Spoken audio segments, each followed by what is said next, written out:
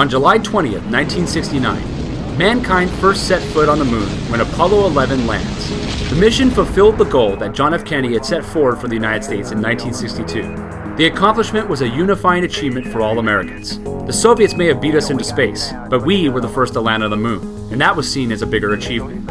American Neil Armstrong is the first man to walk on the moon, and his co-pilot Buzz Aldrin is the second. Upon stepping on the moon, Neil Armstrong famously said, "It's one small step for man, one giant leap for mankind." It was the end of the liberal 1960s and the beginning of a new conservative era, headed by President Richard Nixon, who was elected in 1968. Richard Nixon wanted to move the United States towards a more conservative direction, away from the liberalism of the 1960s. His domestic plan was called New Federalism. Nixon believed the federal government was too big and held too much responsibility. His policies sought to redistribute some powers of the federal government to state and local governments. In Nixon's eyes, LBJ's Great Society programs were too weighty and burdened the federal government, and in his opinion, state and local governments could better care for the poor, the unemployed, and the homeless. But to a great extent, this redistribution could be achieved through revenue sharing. Until then, the federal government provided federal funds to states.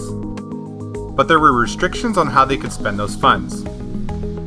In 1972, the Local Fiscal Assistance Act was passed, loosening the rules and allowing states to spend federal funds however they saw fit, giving states more responsibility in how to solve problems. A cornerstone of Nixon's overhaul centered around revising the welfare program, a program that he felt was the biggest culprit of federal overreach and burden. Nixon believed welfare had grown inefficient, and he sought to overhaul it to make recipients more accountable. Nixon called for the Family Assistance Plan, which guaranteed welfare recipients a yearly payment from the federal government of $1,600, but it required them to take any reasonable job offered to them and to earn up to $4,000 on their own. Nixon met tough resistance from both Republicans and Democrats in Congress. Republicans opposed the guaranteed income payment, and they slammed it as a handout, and Democrats thought that the work requirement was way too strict. When the bill reached Congress, it was voted down, and Nixon suffered a political defeat.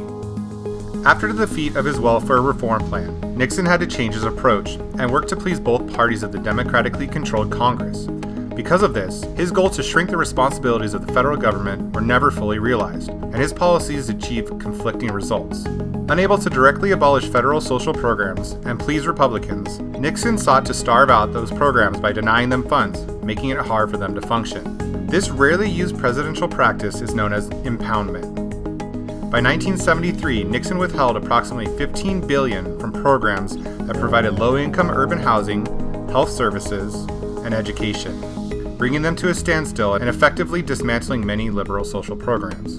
When recipients sued, the courts ordered Nixon to release the funding, but Nixon had proven his resolve to shrink the federal government to his conservative allies. However, without the consent of conservatives in his own party, Nixon appeased congressional Democrats by secretly increasing funding to Social Security, Medicare, and Medicaid, and making it easier for the poor to qualify for food stamps.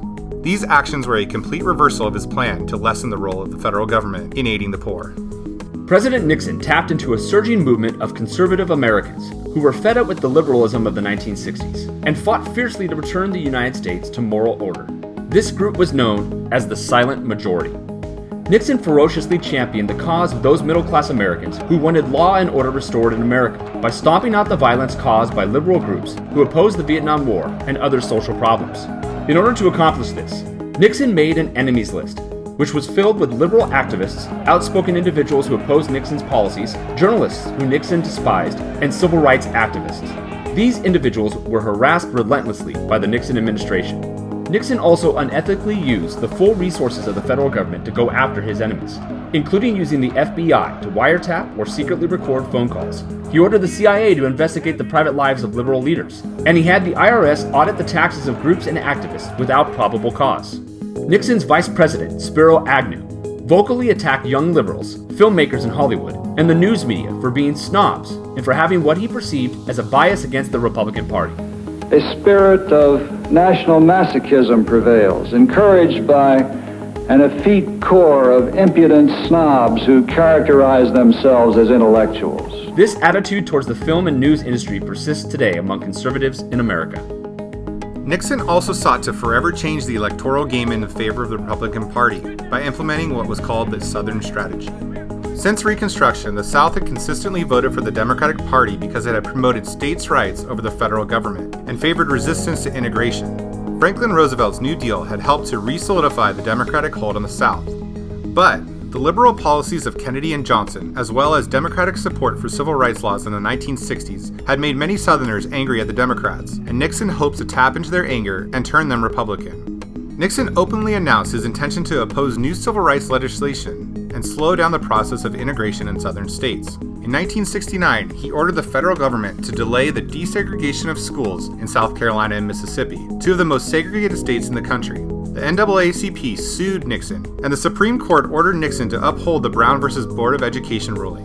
By 1972, 90% of schools in those states were integrated. Nixon also opposed extending the Voting Rights Act of 1965, which was still extended by Congress anyway.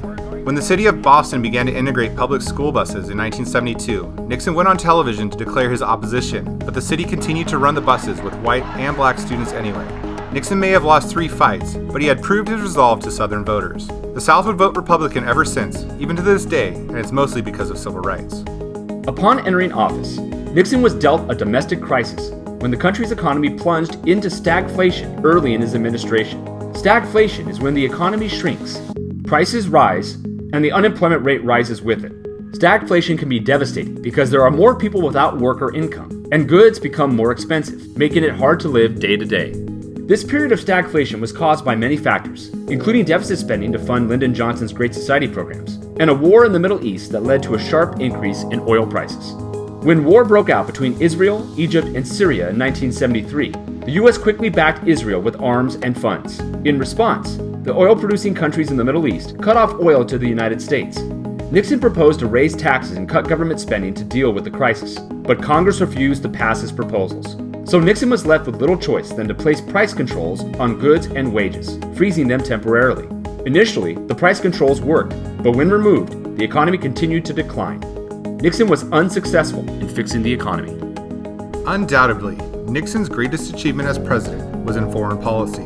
Nixon revolutionized America's stance on how to deal with foreign nations through his policy of realpolitik. Co-designed by Nixon's Secretary of State Henry Kissinger, realpolitik, which in German means political realism, altered the criteria by which America dealt with other nations. For decades, the United States based their foreign policy on moral beliefs and political philosophies. We only dealt with the nations that were democratic and supported America's role in the world.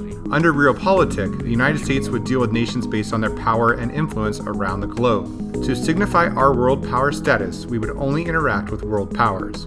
For the first time ever, the United States would recognize the legitimacy of powerful communist nations like China under the realpolitik. In addition, to avoid minor conflicts and distractions, the United States would ignore weaker, more insignificant nations. Now that the United States recognized the legitimacy of the governments of the Soviet Union and China, Nixon and Kissinger became devoted to making the United States' approach to dealing with these nations more flexible and less warlike through the policy called détente. Détente led to Nixon's decision to travel to China in 1971 as the first sitting president ever to visit the communist nation. Once in China, Nixon formally recognized the Chinese government and negotiated with them to open up diplomatic and economic relations. The countries agreed to scientific and cultural exchanges, to establish embassies in each other's countries, and to peacefully negotiate conflicts in the future without resorting to war.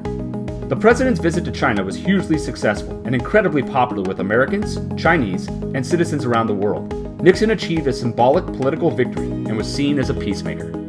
It was also significant because it strengthened relations between China and the United States, which weakened the Soviet Union's position. With America allied with China, the Soviet Union was alone in Asia.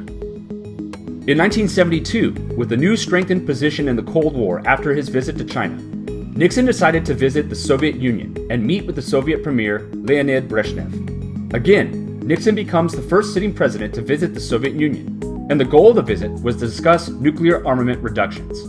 Nixon successfully used the strategy of détente with Brezhnev and the Soviets, and they reached an agreement. They signed the Strategic Arms Limitation Talks Treaty, also known as SALT I.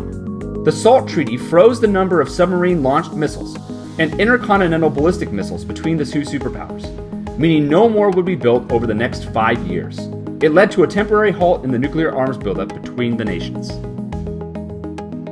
Richard Nixon's presidency ushered in a new era of conservative politics in American government. It signaled an end to the era of liberalism that had dominated the 60s, and effectively began a new age where the American people would come to question the size and power of their government. The conservative tide was here, and Nixon was leading it.